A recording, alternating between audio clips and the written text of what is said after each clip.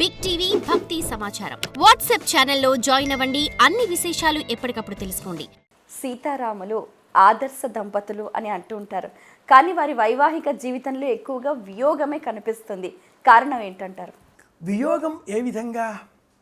భౌతికంగా, పౌరాణికంగా, ఆధ్యాత్మికంగా, ఆదిదైవికంగా వియోగము అన్నప్పుడు మనందరికీ భౌతికంగా కనిపించేదే కనిపిస్తుంది. సంవత్సర కాలం పాటు శ్రీరాముని విడిచి సీతాదేవి రావణ చెరలో లంకానగరంలో అశోకవనంలో నివాసం చేయడం, అనంతరం మళ్ళీ అయోధ్యకు వచ్చిన తర్వాత కూడా 5వ మాసం గర్భవతిగా ఉన్న సీతాదేవిని వాల్మీకి ఆశ్రమానికి పంపిస్తే 8 సంవత్సరాల కాలం పాటు అక్కడే ఉన్నది అని చెప్పుకోవడం. సీతారాముల వైవాహిక ధర్మాన్ని మనం పరిశీలించి చూచినట్లయితే వియోగం తక్కువ.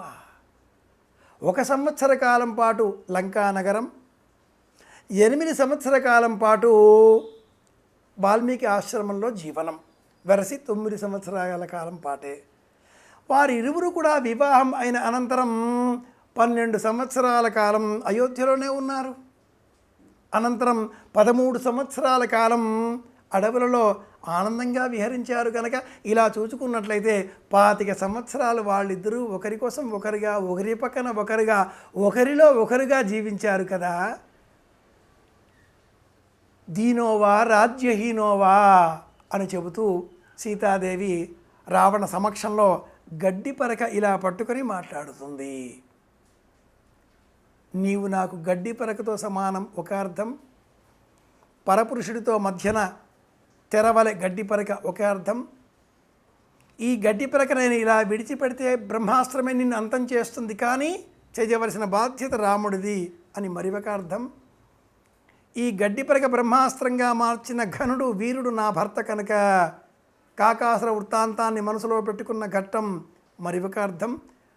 అంతటి శక్తిశాలి కాబట్టే సీతాదేవి ఎవరైనా కూడా నా భర్త నాకు దైవంతో సమానం, దీనోవా రాజ్యహీనోవా, ఎలాంటి వాడైనా నా భర్త అనేటటువంటి సందర్భాన్ని మనం జ్ఞాపకం తెచ్చుకుంటే భౌతికమైన వియోగమే మనం ఎక్కువగా చెప్పుకుంటూ ఉంటాం. కనుకనే పొరపాటుగా ఈనాటి కాలంలో ఎవరి ఇళ్లలో కూడా సీతాదేవి అన్న పేరు పెట్టుకోవడం లేదు, జానకి అన్న పేరు పెట్టుకోవడం లేదు. ఈ పేరు పెట్టుకుంటే కష్టాలు వస్తాయి అని చెప్పేసి పిల్లలకి చింతపండు, వంకాయ, టమాటా, బెండకాయ పేర్లు పెడుతున్నారు. కానీ ఒకనాటి కాలంలో ఏ ఇంట్లో చూచినా సీతాలక్ష్మి, సీతాదేవి, రామచంద్రమూర్తి, కులాలకు అతీతంగా రామిరెడ్డి, రామారావు, రామయ్య, రామేశ్వర్, అందరిళ్లలో కూడా సీతారాముల పేర్లు లేనటువంటి తెలుగువారి ఇళ్ళు లేవు అనడం అతిశయోక్తి కాదు. సీతారాములకు ఏనాడు వియోగం లేదు లేదు లేదు.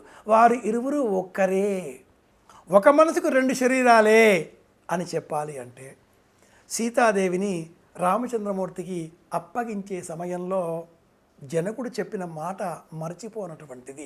ఈనాటికి మన గృహాలలో వివాహం నిర్వహించే సమయంలో ఈ శ్లోకాన్ని ప్రతి పెండ్లిలో చెబుతారు. ఇయం సీత మమ సుత. ఈ వాక్యం ఎందుకు గానండి? ఈ శ్లోకంలో 2వ పాదం ఉంటుంది. నేను వెళతాను అడవులకు, నాకు మాత్రమే వనసంచారం, నీకు కాదు అన్న ఆ రాముడితో సీతాదేవి ఆ వాక్యాన్నే జ్ఞాపకం చేస్తుంది. ఛాయే వానుగత సదా, నీడలాగా నీ వెంట ఉండమని మా నాన్న నన్ను నీకు అప్పగించాడు కనుక నీవెక్కడికి వెళ్ళినా నీ నీడ నేను. ఈ మాట శ్రీరామాయణంలో 73వ సర్గలో సీతారామ కళ్యాణోత్సవ సందర్భంగా జనకుడు పలికించిన మాటగా మహర్షి వాల్మీకి మనకందరికీ బోధించినటువంటి బోధ, దాంపత్య ధర్మానికి సంబంధించిన బోధ. ఇల్లాలు భర్తకు నీడవలే ఉండాలి కనుక వాళ్ళకి ఎప్పటికీ వియోగం లేదు లేదు. తవ స్పర్శే మమహి పరిమూఢేంద్రియగణ.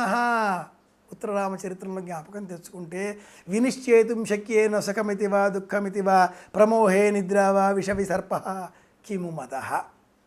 భ్రాంతిలో కూడా సీతాదేవి నన్ను తాకింది అంటూ ఉలిక్కిపడిన రాముడిని వర్ణించిన మహాకవులు మనకు బోధించిన అంశం సీతారాములకు వియోగం లేదు లేదు లేదు. రాజా రామచంద్రుడు, సీతారాముడు ఇలా జ్ఞాపకం తెచ్చుకోవాలి. For more videos like this, subscribe Big TV channel.